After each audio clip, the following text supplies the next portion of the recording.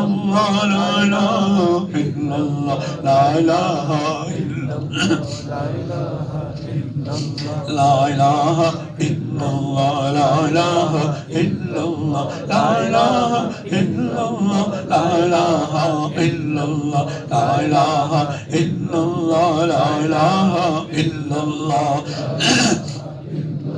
La ilaha illallah, la ilaha illallah, la ilaha illallah, la ilaha illallah, la ilaha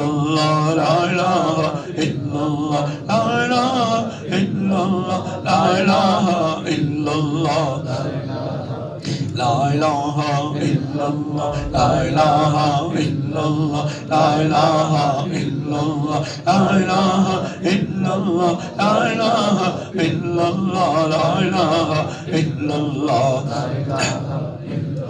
La ilaha illallah Muhammadur Rasulullah sallallahu alaihi wasallam. تھوڑی دیر اللہ کا نام لیں گے. ہر بار نام لیتے وقت دھیان آئے کہ میں کس ذات کا نام لے رہا ہوں. اللہ اللہ اللہ اللہ اللہ اللہ اللہ اللہ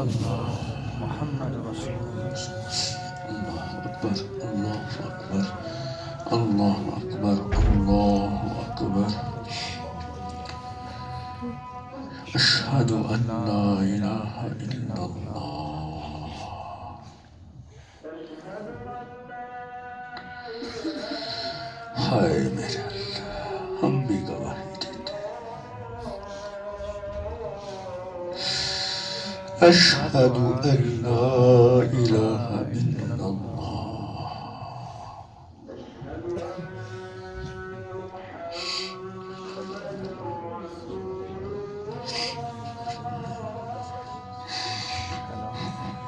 أشهد أن محمد رسول الله. ہائے میرے رب معاف کرتے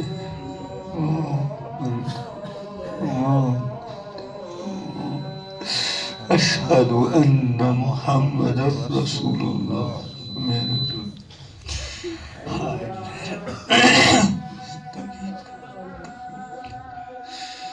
ہائے میرے اللہ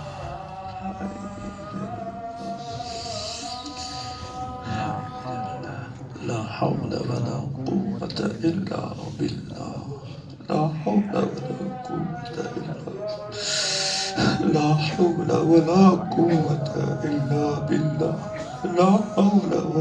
قوة إلا بالله لا حول ولا قوة إلا بالله لا حول ولا قوة إلا بالله لا حول ولا قوة إلا بالله لا حول ولا قوة إلا بالله لا حول ولا قوة إلا بالله لا حول ولا قوة إلا بالله لا حول ولا قوة إلا بالله لا حول ولا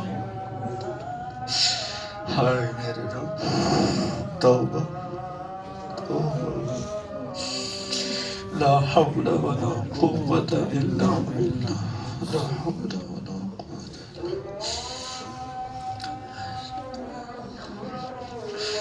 ہائے میرے رب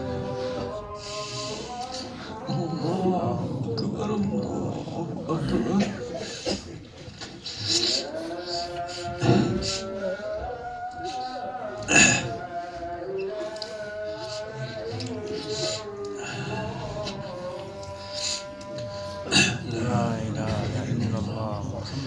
اللهم صل على سيدنا محمد وعلى آل سيدنا محمد وأصحاب سيدنا محمد وعلى آله وسلم اللهم رب هذه الدعوة التامة والصلاة القائمة آت محمدا الوسيلة والفضيلة وابعث مقاما محمودا وأنت إنك لا تخلف الميعاد الله أكبر الله أكبر لا إله إلا الله والله أكبر الله أكبر ولله الحمد سبحان الله ملء الميزان ومبلغ العلم ومنتهى الرضا وزنة العرش والحمد لله مثل ذلك والله أكبر مثل ذلك ولا إله إلا الله مثل ذلك ولا حول ولا قوة إلا بالله مثل ذلك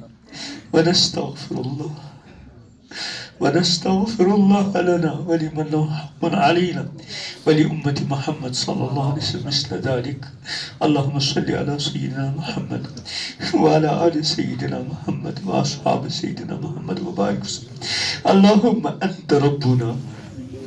اللهم أنت ربنا لا إله إلا أنت خلقتنا يا الله ونحن عبيدك ونحن على عهدك واستطعنا نعوذ بك من شر ما صنعنا نبوء لك يا الله بنعمتك علينا ونبوء بذنوبنا فاغفر لنا فإنه لا يغفر الذنوب إلا أنت اللهم اغفر لنا ما قدمنا وما أقرنا وما أسررنا وما أعلنا وما أنت أعلم منا أنت المقدم وأنت المؤخر لا إله إلا أنت اللهم ارزقنا صيام رمضان وقيام رمضان بالصحة والعافية اللهم ارزقنا صيام رمضان وقيام رمضان بالصحة والعافية ومن الأعمال ما تحب وترضى یا اللہ یا ارحم الراحمین زندگی کا طویل حصہ چلا گیا میرے رب ہائے میرے رب جوانی گئی میرے رب